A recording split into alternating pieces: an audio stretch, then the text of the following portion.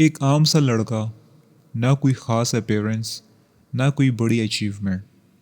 लेकिन एक दिन कुछ ऐसा हुआ कि वही लड़का जो हमेशा लोगों के पीछे भागता था, अचानक लोगों के दिमाग में बसने लगा। लोग उसके मैसेजेस का इंतज़ार करने लगे, लोग उसकी खामोशी को भी नोटिस करने लगे। और वही लोग जो पहले उसे इग्नोर करते थे, अब उसकी एक झलक के लिए बेचैन थे। लेकिन सवाल ये है, ऐसा क्या बदला था उसमें? क्या उसने अपनी शक्ल बदल ली, या उसने कोई ऐसा जादू सीख लिया? नहीं, उसने सिर्फ अपनी सोच बदल ली। और यही सोच उसे वहाँ ले गई जहाँ हर कोई जाना चाहता है, लेकिन बहुत कम लोग पहुँच पाते हैं। ये कहानी है आर्यान की। और अगर आपने ये कहानी आखिर तक समझ ली, तो आप भी वो बन सकते हैं जिसे लोग खुद तलाश करेंगे। आर्यान कोई ख़ास लड़का नहीं था, ना बहुत हैंडसम, ना कोई एक्स्ट्रा ऑर्डिनरी टैलेंट। एक आम सा इंसान जिसकी सबसे बड़ी ख्वाहिश ये थी कि लोग उसे पसंद करें, ख़ास तौर पर वो लड़की जिससे वो बात करता था। लेकिन उसकी सबसे बड़ी गलती ये थी कि वो अपनी वैल्यू दूसरों के रिएक्शन से मेजर करता था। अगर कोई उसे रिप्लाई कर देता तो वो खुश हो जाता, अगर कोई इग्नोर करता तो वो खुद को कम समझने लगता। उसकी पूरी दुनिया दूसरों के जवाब पर घूमती थी, और यही डिपेंडेंसी उसे कमज़ोर बना रही थी। एक रात वो अपने कमरे में मौजूद था।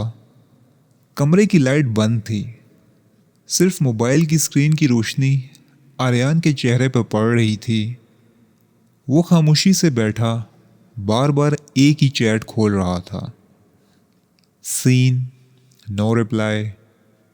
वो अभी तक ऑनलाइन है, फिर भी जवाब क्यों नहीं दे रही? आर्यान के अंदर एक बेचैनी सी बढ़ रही थी। उसका दिल चाह रहा था कि वो दोबारा मैसेज करे, कुछ और लिखे, शायद थोड़ा सा फनी, शायद थोड़ा सा इमोशनल, ताकि कोई जवाब आ जाए। लेकिन ऐसा नहीं हुआ। उसने एक और मैसेज लिखा, फिर डिलीट कर दिया। यही उसकी आदत बन चुकी थी, रिएक्शन की आदत।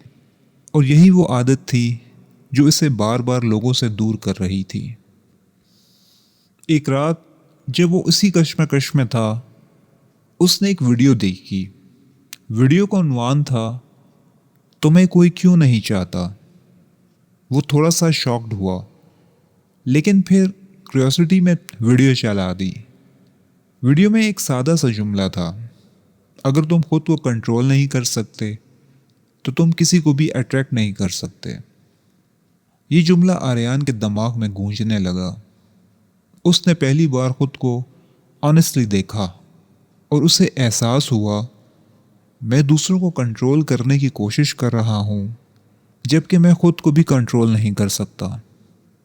उसी दिन उसने फैसला किया, अब वो खुद को बदलने की कोशिश करेगा। अगले दिन आर्यान ने खुद को एक चैलेंज दिया, जब भी मुझे किसी बात पर गुस्सा आएगा, मैं फ़ौरन रिप्लाई नहीं करूँगा। शुरू में ये आसान नहीं था। जब उसने एक मैसेज भेजा और कोई रिप्लाई नहीं आया, उसका दिल घबरा गया। उसका दिमाग कह रहा था, फिर से मैसेज कर, कुछ तो कर। लेकिन इस बार वो रुका रहा, 3 गहरी सांसें ली और खुद से कहा, मैं अपनी एनर्जी का मालिक हूँ, कोई और नहीं। ये पहली बार थी जब उसने अपने रिएक्शन को कंट्रोल किया, और ये छोटा सा लम्हा उसकी पूरी शख्सियत की फाउंडेशन बन गया। कुछ दिन गुजरे। आर्यान ने नोटिस किया कि वो अब पहले जैसा डेस्परेट नहीं रहा। वो अब फ़ौरन रिप्लाई नहीं करता था, वो सोच समझ कर बात करता था, वो हर बात पर रिएक्ट नहीं करता था। और अजीब बात यह हुई, लोग उसको नोटिस करने लगे। तुम इतने काम कैसे हो, तुम हर बात पर रिएक्ट क्यों नहीं करते? आर्यान ने पहली बार खुद को मुख्तलिफ महसूस किया। एक दिन आर्यान ने आईने में खुद को देखा, और उसके जहन में एक सवाल आया, मैं अपनी ज़िंदगी के लिए क्या कर रहा हूँ? इस सवाल का जवाब कुछ भी नहीं था। उसी दिन उसने अपनी ज़िंदगी बदलने का फ़ैसला किया।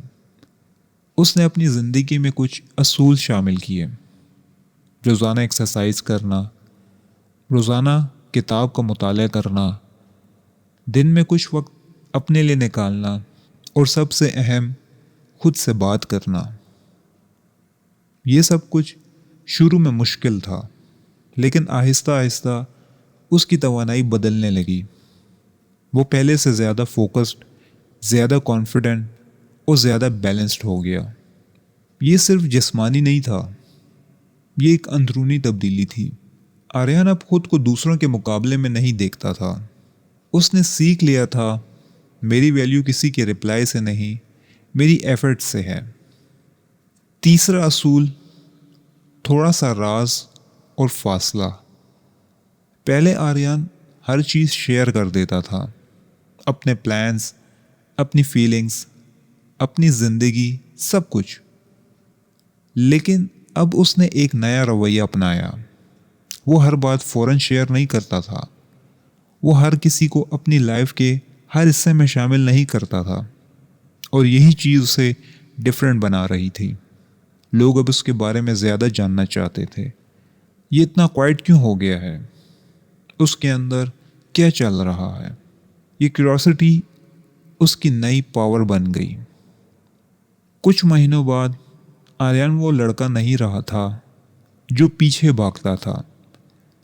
अब हालात बदल चुके थे। लोग उसके करीब आने लग गए थे, लोग उसकी बात सुनने लगे थे, और सबसे अहम, वो खुद अपनी नज़र में स्ट्रांग बन गया था। एक दिन उसके दोस्त ने कहा, तुम बदल गए हो, पहले जैसे नहीं रहे।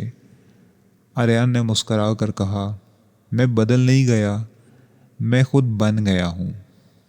असल हकीकत ये थी, अगर सेल्फ कंट्रोल हो तो रिस्पेक्ट मिलती है, अगर सेल्फ इन्वेस्टमेंट हो तो वैल्यू मिलती है, और माइस्ट्री इसी तरह अट्रैक्शन बनती है।